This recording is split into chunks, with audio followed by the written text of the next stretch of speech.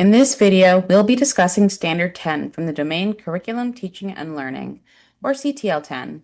CTL 10 states, program demonstrates a commitment to supporting children's home languages and cultural traditions through intentional practices that foster dual language development, family engagement, and culturally responsive learning environments. What's the intent? Demonstrating a child's home language and cultural traditions in an early childhood classroom is important because it validates the child's identity, fosters a sense of belonging, and strengthens connections between home and school. By actively promoting dual language development, programs can help children maintain their home languages while acquiring new ones, enhancing their cognitive and social skills. Engaging families as partners in this process ensures that cultural traditions are respected and integrated into the learning environment, creating a sense of belonging and inclusivity. How many points are possible? This standard is worth up to 3 points. For one activity demonstrating commitment and/or intentional practices, you may receive 1 point. For two activities, you may receive 2 points. Or for 3 or more activities, you may receive 3 points. What is the recommended evidence? Verification of the program collecting information on each child's home language during enrollment to inform classroom practices. Verification that the program engages families as partners by seeking their input on culturally appropriate practices and language needs. Verification that the program employs bilingual staff. Verification that the program regularly evaluates and adapts language support practices based on child outcomes and family feedback. Verification that inclusive materials and resources are widely accessible and available to children and families.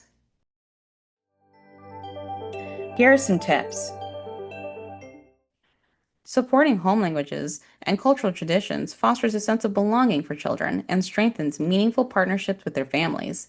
As you consider whether to pursue this standard, reflect on whether it aligns with your program's mission to create an environment where all children feel valued, seen, and capable.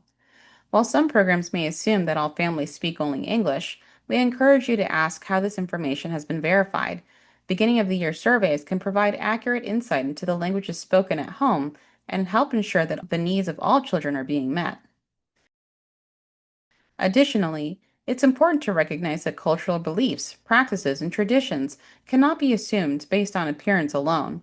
Meaningful engagement with families is essential to understanding and honoring their lived experiences. Within your Grow-NJ Kids experience, you'll become familiar with tools such as the environment rating scales, which ask you to provide diverse materials that reflect multiple backgrounds.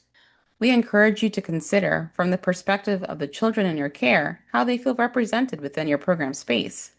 Do they see people on the walls who look like them and their family? Do they hear songs in the language they speak at home? Do any of the dolls in their classrooms share their skin tone? Does the play food in the dramatic play area mirror the food they may eat at home? Do they see books or stories with family makeups that are similar to their own? For example, a child being raised by their grandparents. We encourage you to consider each child's perspective and reflect on what they may be learning about themselves and their identity simply by being in your space, because children are forming these understandings whether or not we design it for them intentionally.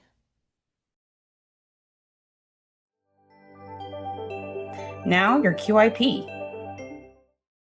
Should you choose to pursue this standard, you will want to consider some of the following. What resources will you need to make this successful? Do you need sample surveys, diversity checklists, new materials that are reflective of your program's populations? How this standard is achieved is very open-ended. How can you learn about your program's populations and what matters to them?